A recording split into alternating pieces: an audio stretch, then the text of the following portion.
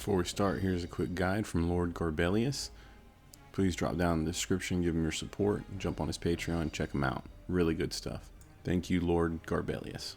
What's up, everybody? Soul here with another Sword of Convalaria video, and today we're taking a look at Kvare and an in-depth guide on how he works, his mechanics, and how I think he can benefit your gameplay in Sword of Convalaria. This unit is absolutely phenomenal. It doesn't always feel good to play the antagonist, but in this case, it absolutely does. So without any further ado, let's get right into it. Now, first and foremost, we're going to take a look at his trait, which is roster. When removing roster from the target, it increases the character's attack and defense by 5% up to 20%, lasting until the end of the battle. It cannot be dispelled or immunized. At the end of the turn, it casts the roster skill on the closest enemy without roster within 5 tiles of the character. His HP and magic attack are increased by 3%, and then he gains that additional skill of roster, which roster is an instant that inflicts roster and life loss equal to 30% of the character's magic attack on enemies without roster. 3 turns, a little redundant there, but regardless. And it can be used 1 time per round. So we do need to talk about roster. This is a debuff that at the start of the turn and inflicts 2 random level 2 debuffs on the target for 2 turns. When roster ends, the target is attacked and enters the dying state. Kvare immediately summons an assassin to attack the character, dealing 100% of his magic attack as piercing damage. So that's his trait. Now if we take a look at it, at level 2 or 2 stars, his HP and magic attack increases to 6%. He's still dealing that 30% damage right there. And then at 3 stars, his HP and magic attack is increased to 9%. And then now he's doing 40% damage with that life loss. And then on top of that, 40% of his magic attack, that is, he's refunding 1 energy. When using the skill roster for the first time each turn, he gets that 1 energy. And then at 4 stars, he's up to 12% for that HP and magic attack, 50% of his magic attack as damage. And then at 5 stars, his HP and magic attack is increased by 15%. He's doing 60% of the character's magic attack as damage. And then with that life loss, and then it can be used 2 times per round. And then when he first uses the skill, it fully refunds the energy used, guaranteeing that he can use it twice. Absolutely phenomenal. And so for me, this trait breaks at 3 stars because you get that energy. This is a great point to stop if you're not interested in taking them all the way to 5 stars. However, like all characters, he benefits from his 5-star. And in my opinion, if you use Kvare, which you're probably going to, if you have him, you're probably going to use him all the time and pretty often because he's really, really powerful, you're going to want him 5 stars. So just go ahead and truck him up there. He is a high priority 5-star character.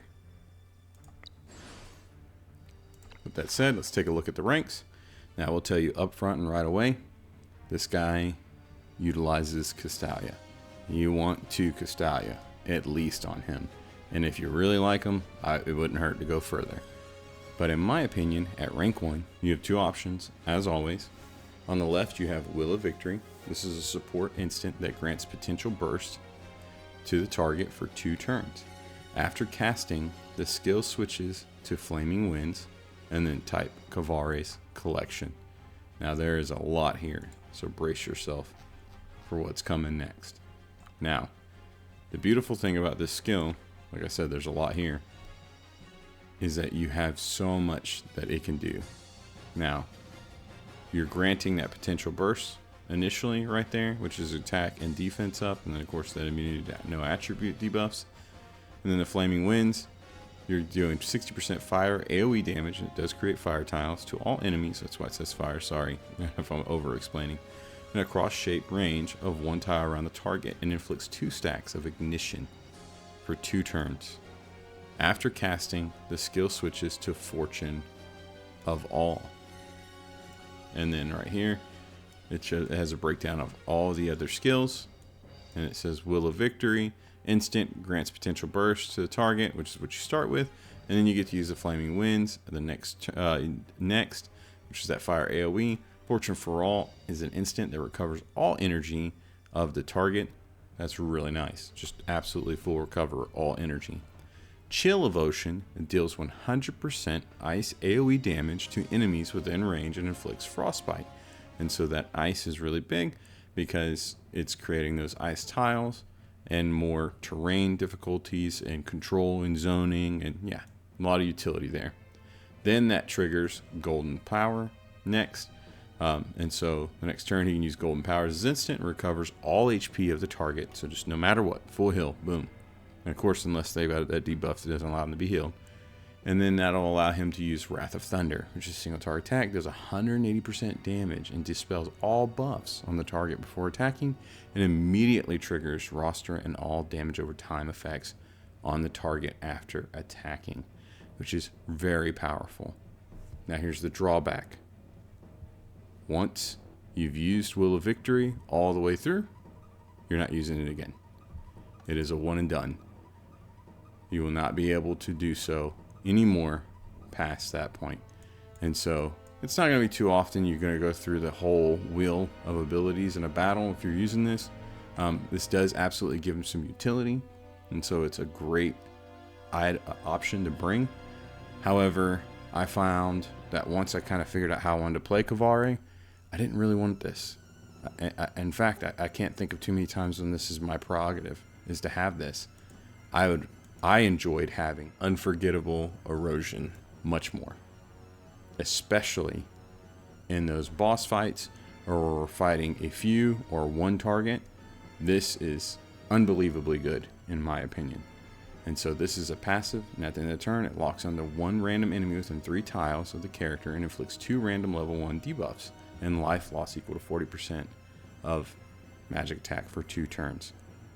This stacks, and it goes bonkers. In fact, I tested this because I noticed how bonkers it kind of seemed to be, and I'll put some images on the screen right here. Turn 1, you had a slew of debuffs, an absolute slew. Turn 1, we had 11 debuffs with this on. Now, you have to walk in close within a 3-tile range, but my goodness, 11 debuffs, turn 1, just off Kvare alone, that's insane. Absolutely bonkers. A lot of utility there. And so, that is my choice at rank 1. I would urge you to get Unforgettable Erosion on the right, and there's nothing wrong with picking up Will of Victory on the left. In fact, that's a fantastic way to use Castalias on rank 1. At rank 3, on the right, you have Kvare's Gift. This is healing. It heals target 40% magic attack and causes the target to share 50% of the damage taken by the character. Single share does not exceed 70% of Kvare's max HP for 2 turns, and it cannot be dispelled or immunized. If the target is an enemy, it inflicts stunned for 1 turn. If the target is an ally, it grants them attack up, damage up, and damage reduction 2. This skill can only be used 1 time per battle. That stopped me from picking this up. However, I'm still interested in trying this and testing this ability out, especially in PvP. But as of right now, I did not grab it. I have 2 Castalia left, so I was a little bit weary. But only being able to use it 1 time per battle kind of hard stopped me. Now just an outright point-click stun. It's pretty nice on those enemies. Regardless, yeah, I would urge you to pick up on the left over here, Victory Before Battle. And so this is a passive. Each time one enemy with roster is defeated in battle, Kvare will recover 20% HP, 1 energy, and gains 2 random level 2 buffs. This I found, or believed, and still do, will have more utility for you as you're playing. You're going to be getting more out of this and having this ability in your pocket than you would, say, Kvare's Gift. That's my opinion. If you don't agree with me, there's nothing wrong going what's on the right. That's just the way I see it, personally. I think either way, same but different. You just pick one you prefer there at rank 3. At rank 5, you have Entrapping as a reaction. When hit by an active attack, the damage taken is decreased by 8%, and he steals 2 random buffs from the target. Attribute buffs, mind you, so he's limited in what buffs he can steal. There's nothing wrong with that. That seems pretty great, especially if you're going to go into a fight with a boss where you see those bosses get those power-ups and those buffs and so on and so forth. This definitely has some decent potential there. It does not specify that it's a single target attack, just an active attack. And so when those bosses hit you with those AoEs and so on and so forth, he gets those attribute buffs just for taking the hit, and he mitigates some of the damage. What I picked up and took a priority in selecting was Sanctuary Emblem. And so this is a reaction when being hit by an AoE attack. It grants all allies within 2 tiles of the character a shield corresponding to the damage type. The shield value is equal to 30% of the character's HP, lasting for 2 turns. The shield of each type can be triggered 1 time per battle. When the character has a shield, damage taken is decreased by 10%. And so I picked this as his reaction because I felt, and still do, that it has a lot more utility. And you're going to be using this far more often than you would the other. And so Sanctuary Emblem is what I'd suggest you to pick up on the right. However, once again, you want that Castalia to pick up the other and have the option. I definitely see the benefit because it's really good. Pretty much all of his abilities are kind of hidden for me in my opinion. But yeah. At rank 7, on the right he has Dark Withering. This is magical damage and inflicts life loss equal to 50% of magic attack to all enemies within 2 tiles of the target, and inflicts healing down received, which I believe is 50%. Yep, it's 50% decrease, and it lasts for 2 turns. The issue I have with this ability right here is it's a 5-turn cooldown. 1 energy cost. Is phenomenal, decent range. It's not the best in the world, but you know, hitting out 3 tiles with an AoE, and then it being life loss, and that's his whole kit and caboodle. Really good things there. But that 5-turn cooldown absolutely shot it in the foot, and so this is probably, in my opinion, his worst ability on the board. And so I would urge you to pick up Arcane Toxins on the left. So this single target attack does 100% damage. Before attacking, it inflicts 3 random level 2 debuffs on the target for 2 turns. And so this is a 2 energy cost, and it does decent damage, and of course you're getting those debuffs. So if you really want them to focus on debuffing in a fight, and this would be a great option. Now, when I showed you the slides before with those debuffs, I did not use Arcane Toxin. But if I had, yeah, it'd be even more debuffs. And they stack. They stack. I can't say that enough, especially with his weapon. We'll talk more about that in a minute. But regardless, absolutely phenomenal. At rank 9, he has Silencing Attack on the right. It deals 80% magical damage. And of course, we've seen this on plenty of other people where it creates an effect of no active skills being able to be used if they're injured. I don't suggest getting this. I suggest getting Infectious Attack. Deals 80% magic attack and it inflicts that 1 stack of infection. The reason I'd suggest you to get this over the other is because his abilities specifically trigger damage over time abilities. And so if you are using an auto attack, which is not ideal, you're going to inflict a stack of infection. And so then when his traits go off, when his abilities go off and they proc, they deplete those damage over times that are stacked up and accumulated. And if they got an infection stack, it's an instant proc on that, and it supplements his abilities very well. And so for me, this is a far better option than the Silencing Attack on the right. Now at rank 11, you have Withering on the right. This is a passive. The skill, this is the moment for Rain, which is on the left.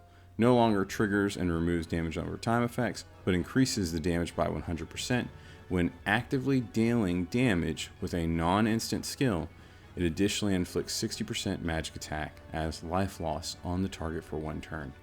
This is a phenomenal ability. We haven't even gone over the other, but I'm showing you this because I think it takes less priority over this is the moment for Rain. However, I think it supplements it very well, and this is something you absolutely want to use a Castalia on. And that is right over here. This is the moment of Rain. It's piercing damage, deals 40% magic attack as piercing damage to all enemies within 6 tiles. So that's a pretty massive range. And then it triggers and removes all damage over time effects on the target, which I say again with that basic attack and those infections. If the target has roster, it additionally inflicts piercing vulnerable to no reaction skill, no passive skill, and isolate. My goodness, That's a lot. You know, that's really, really good. That's a lot going on there. Of course, if they're immune to that disrupt and so on, you're not doing it. But man, increasing that piercing vulnerability by 20%, you're basically just for free making this stronger, regardless. Moving on. That will last for 2 turns, and the triggers and removes roster on the target after attacking. This costs no energy to use, and you just have to wait 3 turns to use it again, assuming you don't have a way to drop your cooldown, like Coco's Happiness, so on and so forth. This ability is monstrous. It is absolutely phenomenal. And you supplement that with Wither, and it's going even harder. You're increasing the damage by 100%. I mean, it's just so good. So good. Additionally inflicts that life loss. Can't say enough about it. These two absolutely go hand in hand, and I'd absolutely urge you to pick up This Is the Moment of Rain as your priority, and then turn around and get Wither to supplement it. Let's talk about Kvare's innate ability, Conviction. This is a piercing damage attack that deals 100% magic attack as life loss, and inflicts move down and speed down 2 on the target for 2 turns. If the target has roster, it dispels all of their buffs before attacking, and additionally deals 8 damage equal to 100% of the character's magic attack. The duration of life loss for this skill is reduced by 1, which that is reasonable. It is a 2 cost, and it has no cooldown. This is bonkers, in my opinion. It's just absolutely bonkers. Now, this makes him energy hungry in a big way when you're using this each turn in and out. So, especially with roster, because roster is a 2 energy cost itself, assuming you don't have happiness proc and so on, blah, blah, blah. And so be wary of that, but this is a phenomenal ability that really does a lot of good things and really decent damage. Those debuffs are pretty great, and then it has just a dispel or just shreds all of their buffs. Can't say enough good things about this ability. With that said, there's 2 ways to play Kvare that I would suggest. First of which is single target, second of which is AoE. I'm going to go over both of them really quickly. Single target, you're going to want to use Infectious Attack, Sanctuary Emblem, Conviction, which we just shown, Unforgettable Erosion, and then Wither. And so Wither's not specifically and only for This Is the Moment for Rain. It still has other effects and bonuses, and man, it is bonkers on this build. And so I would urge you to use this. What you're going to do is you're going to apply tons of debuffs to the enemy each and every turn that Kvare is acting, as I've shown you before, and it's just going to absolutely nerf them and shred them, and that life loss is going to do work. And then with this build, we're going to use Nightmare Puppet. This is a phenomenal weapon. I think this is the best astral imprint we've seen thus far, in my opinion. It increases magic attack and HP by, a set percentage, 7%, because mine's 2-starred. After dealing damage, it inflicts 1 level 1 debuff on the target. If using a debuff skill, which a lot of these are debuff skills, the effect changes. After attacking, it inflicts 1 random level 2 debuff and Nightmare Puppet. Nightmare Puppet increases the piercing damage taken by 5%.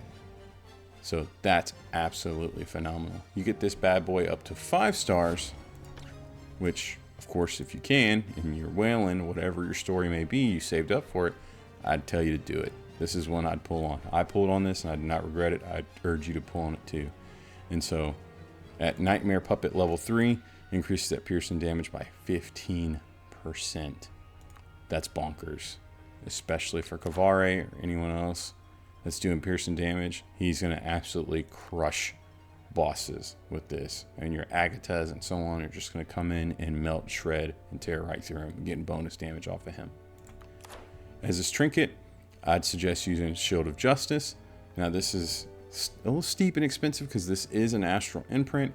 However, this thing is absolutely phenomenal on Kvare. There's just no 2 ways about it.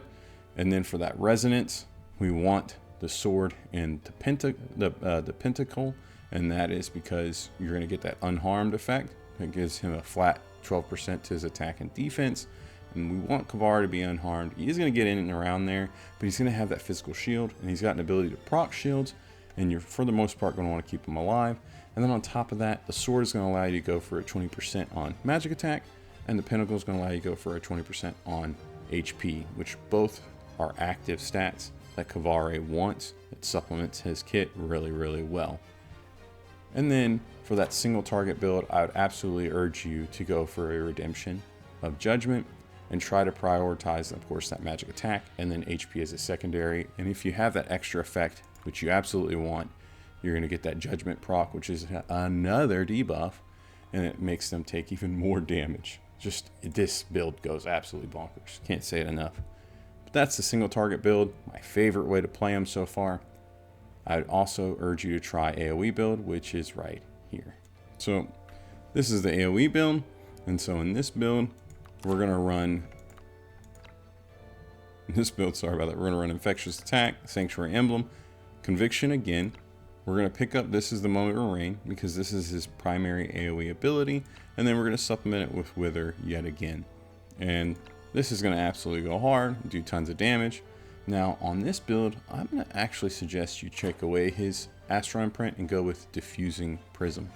And so this increases the magic attack, and then upon casting an AoE attack, for each one target hit, increases the magic damage and piercing damage done by 10% up to 20%. This is phenomenal. This thing absolutely slaps on him, and I absolutely love it. I did not change the resonance, but this should also be a sword, if at all possible, to retain the same resonance. So try to ignore that piece right there. I just want to say that. However, regardless, this thing absolutely slaps for this build. I'm going to have to go ahead and urge you yet again to keep that Shield of Justice. It's a phenomenal trinket on him. If you don't have it, which that probably is the case for a lot of people, Origin Hourglass is a phenomenal choice because you're doing great magical attack percentage out of that. You're getting a good low bonus. And so this really is going to supplement his ability to deal damage. And then for me, the third option is going to be Fancy Hat.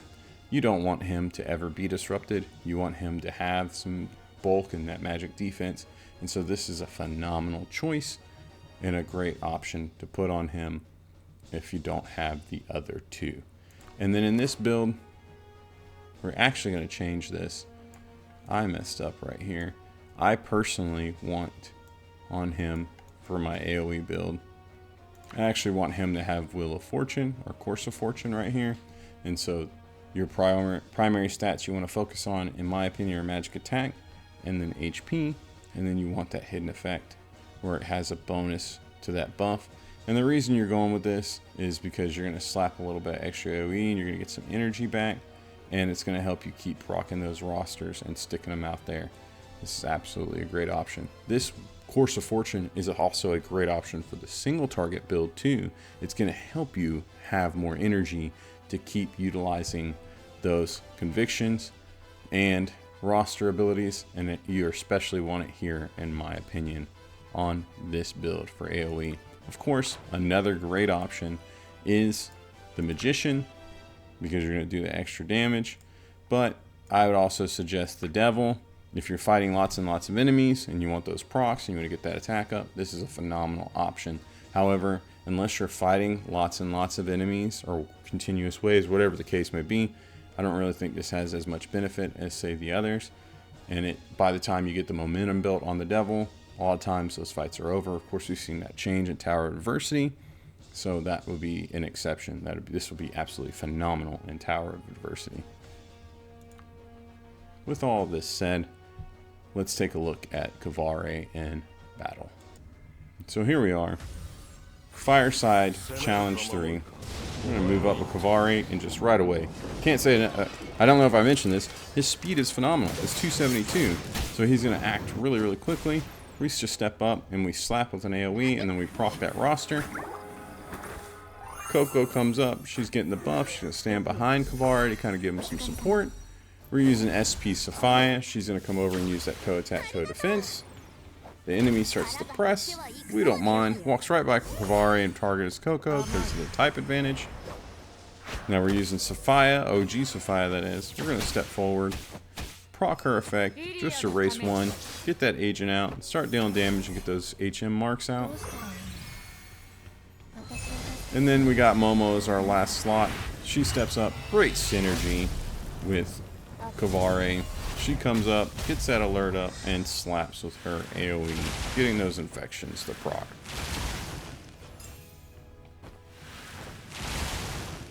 Here comes these AoEs from these lashes. Pretty scary stuff. Decent damage.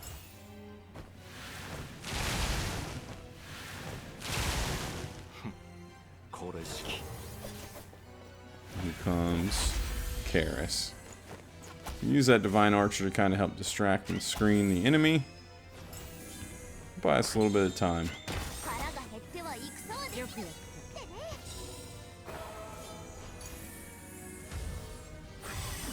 Time to step up, slap again. And get that roster mark. And then we're going to hit it Lash with Conviction. And then she gets her own roster mark.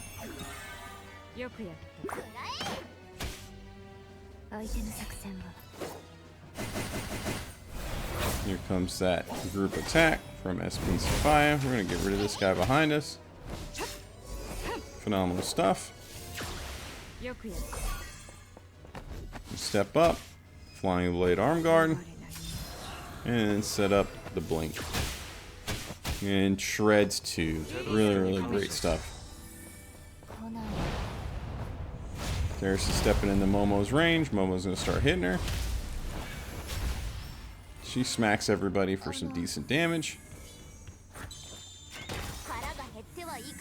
Got the assistant cover of Coco. It's really important to protect Kvare, in my opinion. Having a good tank to do so. Matha, Coco, whoever.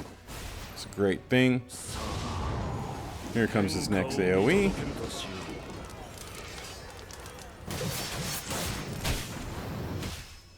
Good stuff. Trigger that roster assassination right there.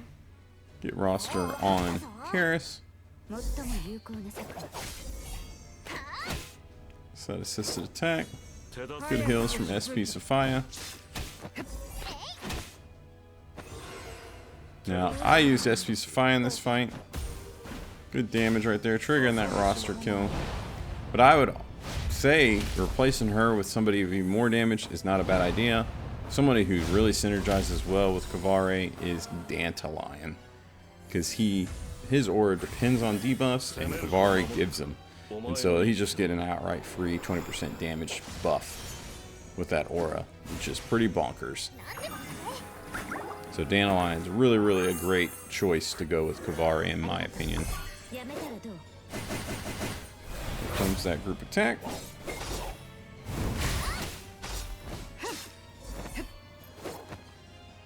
Absolutely love it.